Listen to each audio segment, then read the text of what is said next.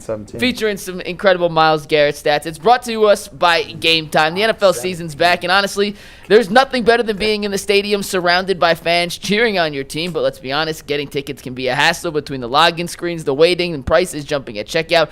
It's frustrating. That's why I use Gametime, the app that gives you the advantage back to the fans. Gametime is fast, easy, and backed by the Gametime guarantee, where you'll always get 100% authentic tickets delivered on time and at the best prices. Plus, all fees are included, so the price you see is the price you pay. Download the Gametime app, create an account, and use promo code LOCKEDONNFL for $20 off your first purchase. Once again, that's promo code LOCKEDONNFL for $20 off. Swipe, tap, ticket, and go. Download Gametime today. As we dive into this 7-pack of stats you need to know for this Sunday's Browns versus Raiders game, I want to give a shout-out to my guy, Jack Andre. He's a researcher at NFL Network who helped me with a few of these, so shout-out to Jack on that. First one, didn't need help with. This just shows you how good Myles Garrett has been this year. Myles Garrett has 15 sacks this season.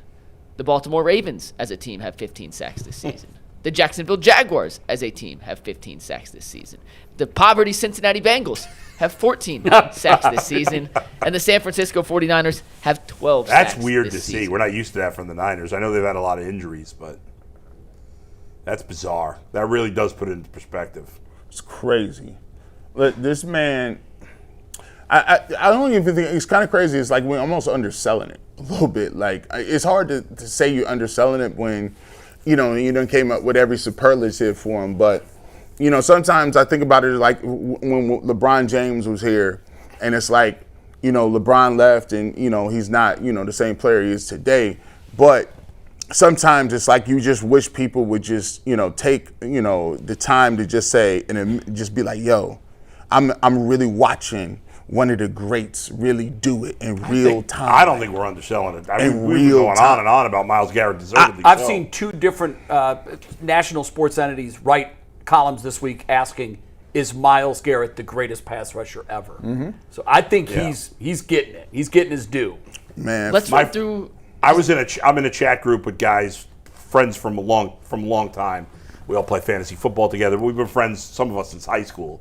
And there was like a debate in the chat, like if you were starting from scratch, drafting, if the whole league was starting from scratch and you had to just draft players, forget contracts, but age is a factor, whatever, what would be your top 5? And a couple people were like, the only non-quarterback I would take is Myles Garrett, and he's still almost 30 years old. He's been in the league and none of these guys are from Cleveland. They're all from, or most of them are from the New York, New Jersey area. So they get it. So people are paying it. Like people that are big football fans, they get it. Know. A lot of people think, well, the team sucks and not as many people are paying attention. I think any real diehard football fan is paying attention to what Myles Garrett is doing.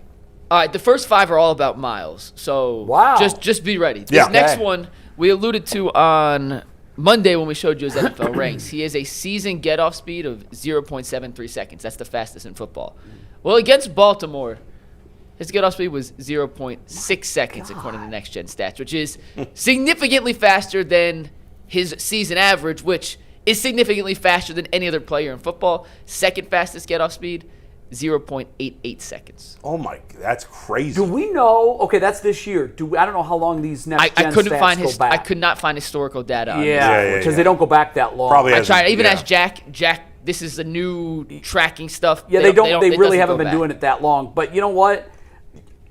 And you couldn't even really go back and tape it on film because film is 30 frames per second. It wouldn't be accurate.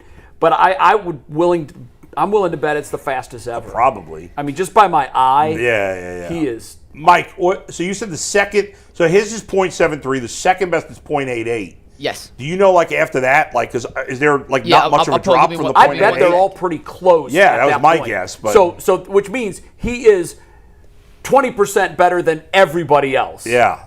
Which is insane. That's just nuts. Who is 0.88? Do you know? Hutchinson. Huh? Aiden Hutchinson. Oh. Yeah, and the crazy part about it is, Jason said this yesterday, he's not even really jumping off sides like that. Before he used to jump, he used to jump to snap a lot. Now, that's how you know, you locked in, because he just I'm gonna just go ahead and just relax and just go ahead and lean on my own and still ability. Be 20% Myles Garrett's everybody else. Myles Garrett's only flaws, if you will, coming into this year, there were 3 things. You could argue that the motor wasn't consistently on high. For the whole season. You could argue, and, right? And throughout the games, too. Yeah, that his Decembers were bad. Yeah.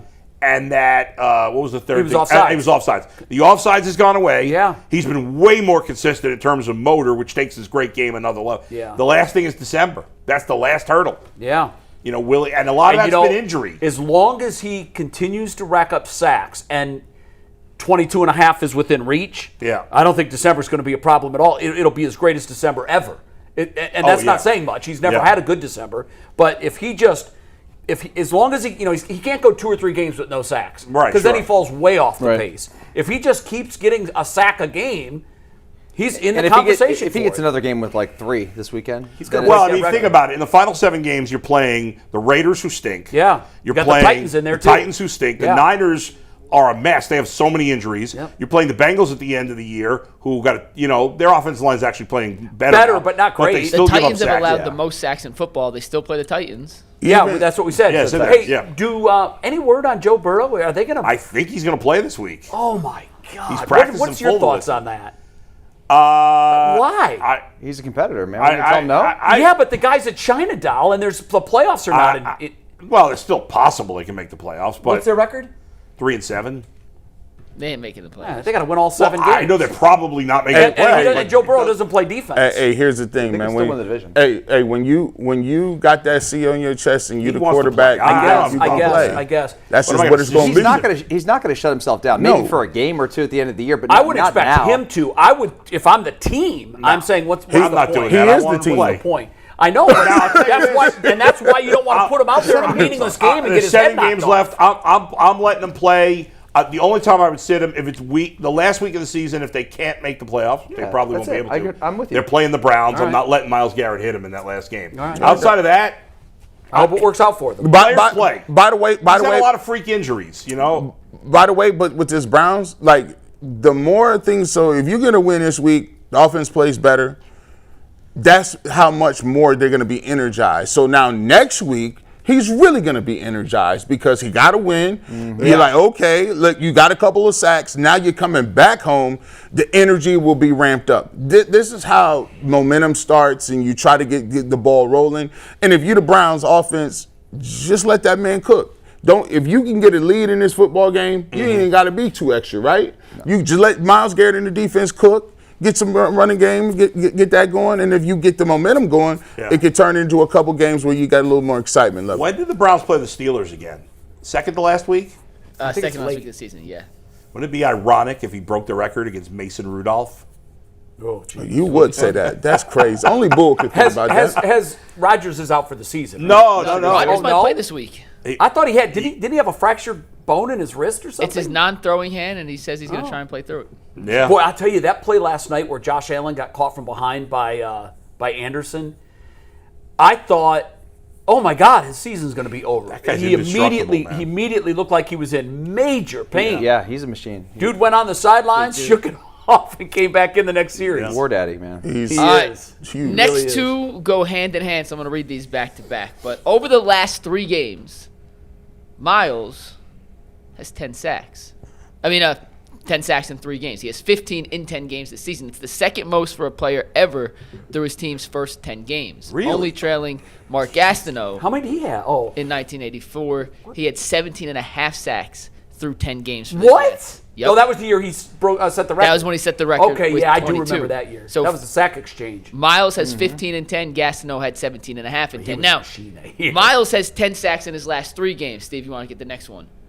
It's tied for the most in a 3-game stretch in NFL history with Derek Thomas, who did at the end of the 97 season into the 98 season, and Richard Dent in 1984. Ironically, both those guys in the 4th game of that stretch did not record So a he sack. sets a record for 4 games with a Derek- half a sack. If Myles has half a sack, he sets the record for the most in a 4-game stretch. Let's go. Derek Thomas had like 8. I think it's 7 or 8 one game. Was that 7? I think He had the rest- 7. He had That's the 6. record for Derek most sacks Thomas. in the season. He was And Richard dog. Dent was, of course, on that great Bears defense. yeah. By the way, I mentioned this really quick yesterday, but I know, Jay, you might be interested in this too. That there's a documentary coming out next week about the Super Bowl Shuffle. Remember that? Oh, yeah. Just on the shuffle and how it came to be. Yes.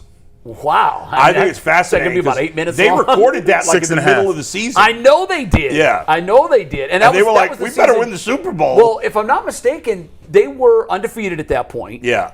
And there was a lot of fan pushback because not long after that, they lost to the Dolphins. That was their only loss. On Monday Night Football. Yeah. And, of course, Miami is the only team that's gone through an entire season without a loss, even now, a 16-game season. Did they or plus. release the video of that before they It was in the middle of the season. Yeah. But people knew they did it in the middle of the year? Oh, they released it. Like, and I remember everybody was like, wait a minute, when did they shoot this? Because the whole thing is about the Super Bowl shuffle. That's the dumbest thing I've ever heard. And they that's backed it why up? they're doing a documentary I on it. get it. Because Now at the time, it's the outrage. fantastic, but- First of all, the outrage from the other 31 teams' fans was like, you arrogant POSs, we're going to rub your noses in. Can you imagine today Yeah, oh my God. a team recording and But they- releasing a video about going to the Super Bowl? But they went through the postseason and killed all their opponents. Didn't they win the Super Bowl like 55 to nothing? Against Tony Eason and the Tony Eason. Patriots. Yes, yeah. and they gave, this is the thing I most remember about that Super Bowl. Yeah. Mike Ditka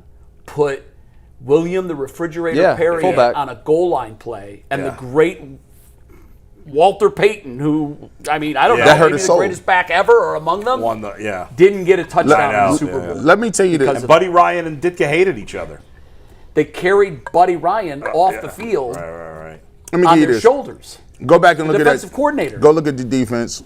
All-time great. McMichael, he just got in. Shout out to him. And he passed ALS, right? Perry, Dent. Richard Dent. Who They was had in the Ohio backfield? State Mike safety. Singletary. Yeah. Mike Singletary. Like There was an Ohio State safety on that defense. G. It started with G, didn't it? His last name? Just an absolutely filthy defense. I think they averaged fewer than 10 points a game. I thought it was 9-something. But Yeah, there 9 is point- And one of the greatest running backs ever. Yeah. there was only one And a time. very, very, very mediocre quarterback. There's only one time in my entire life where I just knew I would never lose. In 1997, we played on my high school team. We had, everybody who played for Ohio State played for us.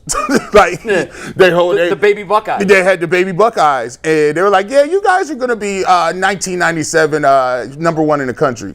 And people was like, "Oh my gosh, is it gonna?" And I'm like, "Bro, we played those games, and literally, I would go to practice and be like, yeah, there's no way we're losing." No drama throughout the whole season. No, St. Ignatius almost beat us. They was really good with Coach Kyle, but I can understand. Now, I wouldn't have did no Super Bowl shuffle in the middle of the season, but when you got them type of players like that, Brash. you can have 3 or 4 off, and you still got 4 Hall of Famers. Yeah. Nuts.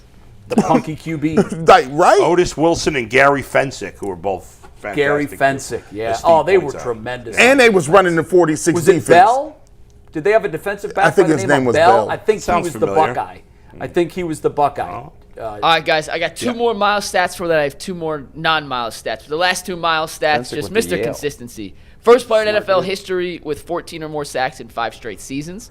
Could have been 6 had not been for the suspension when he hit Mason Rudolph. He's got 117 career sacks. That is the second most for any player through their first 9 seasons, trailing only the great Reggie White with 137. And That's a lot of sacks. Myles Garrett, this is a list he doesn't want to be on, but most sacks and losses in their career. Yeah, well. His record as He's gonna a shatter NFL that player record. is 51, 75, and 1. That's the Browns' record in games that he has played since being drafted. As my you can God, see, what a 51, 75, and 1. That's Correct. embarrassing. That's actually not as bad as I thought it would be, which is sad.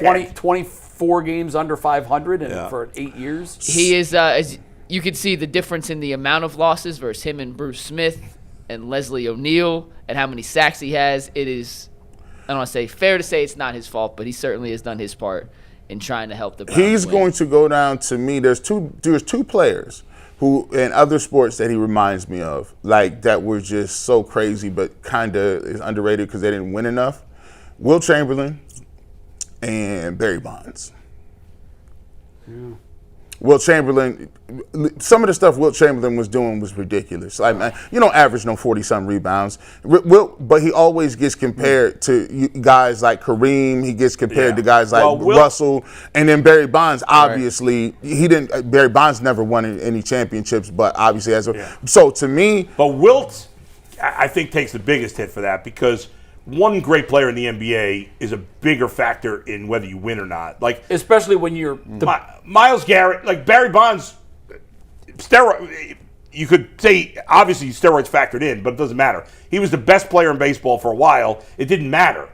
Like, it didn't matter. You won one player in baseball, no matter how good he is, you doesn't win. Like Shohei Ohtani with the Angels didn't win anything. Right. He was the best player in baseball because they stunk.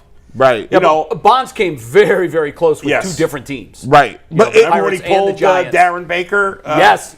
Who was in the big leagues last year. I know. I saw that. Dusty's kid was going to get trucked at home plate. Yeah. And running by, just grabs him and picks him or up. was it JT Snow who picked him up? Now I think it was Snow, but was Bonds behind him? Yeah, might have been. Snow, what a name! Oh, I man, forgot. that guy was a good ball that player, sound like a great trap rapper. Like I got a mixtape, JT Snow. Yeah. Flooding the streets. Blizzard on Tuesday. Blizzard on Tuesday. All right, last two stats for you guys. These are not It's Myles funny. Mike's related. doing his stats. We talk about them. We go on a sidebar on all of them, and then Mike just brings We got to it the back. Super Bowl shuffle. What I got to do, yeah. There is a slight mistake on this one, so my bad.